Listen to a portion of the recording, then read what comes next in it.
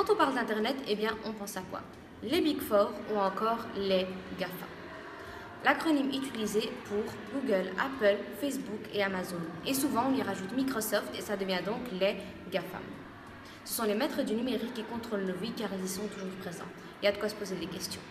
Selon Faber Novel, Google contrôle 90% de la recherche, Apple 45% du trafic web issu des smartphones et quant à Facebook, il rassemble 1,6 milliard d'utilisateurs, soit un humain sur 5.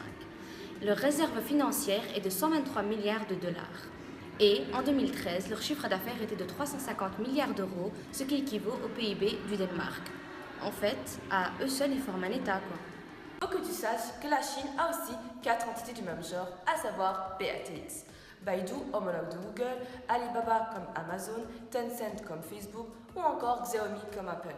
Même si c'est moins répandu chez nous, c'est vraiment la base en Asie. Et ce que tu peux comprendre, c'est que c'est 8 entités qui contrôlent le monde ou, si tu préfères, 2 pays, à savoir la Chine.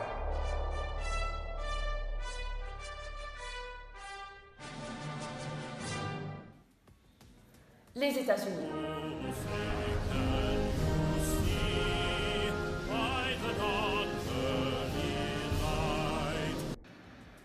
Au-delà de la récolte de richesses et le fait de vouloir gagner de l'argent, Money, money, money.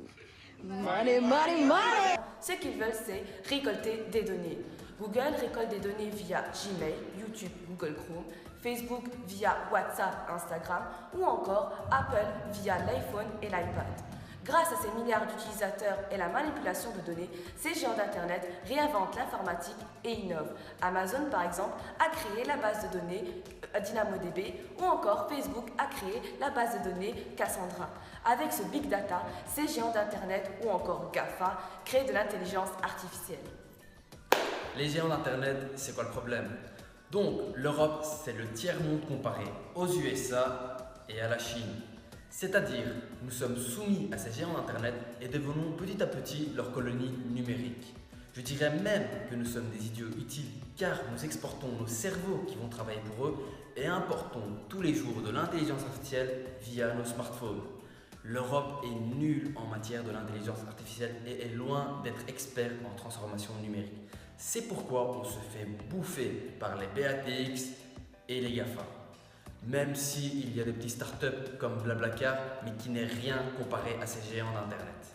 Conséquence de ça, les GAFA ont pris la grosse tête. Premièrement, ils ont une grande emprise économique. Deuxièmement, ils ne respectent pas le droit de la concurrence et arnaquent les États en évitant de payer des impôts. Ils jouent vraiment au plus malin en évitant le système et en s'implantant dans les pays les moins gourmands en matière fiscale. Par exemple, Facebook en Irlande. Par ce fait, ce qu'on peut constater, c'est que les GAFAM ont payé 22 fois moins d'impôts chez nos voisins les Français. Grosse arnaque. Et troisièmement, cerise sur le gâteau, ils ne respectent pas notre vie privée. Ils manipulent des données gratuitement, comme par exemple les images qu'on poste sur Facebook. Les amis, si on continue comme ça, nous serons de véritables marionnettes de ces géants d'Internet. Et il y aura des enjeux économiques et sociaux plus tard. Y a-t-il une solution? Oui, c'est la résistance. Il faut que nous créions des homologues qui pourront concurrencer avec ces géants d'Internet, éviter l'utilisation de ces géants car nous sommes leur principale source de données et de profit. De plus, il faut que nous changeons nos institutions scolaires pour ne pas rester dans l'ignorance et pouvoir combattre ces géants d'Internet. Non mais vous êtes sérieux là? Bah quoi? J'espère que vous avez aimé cette vidéo et n'oubliez pas de vous abonner. Salut!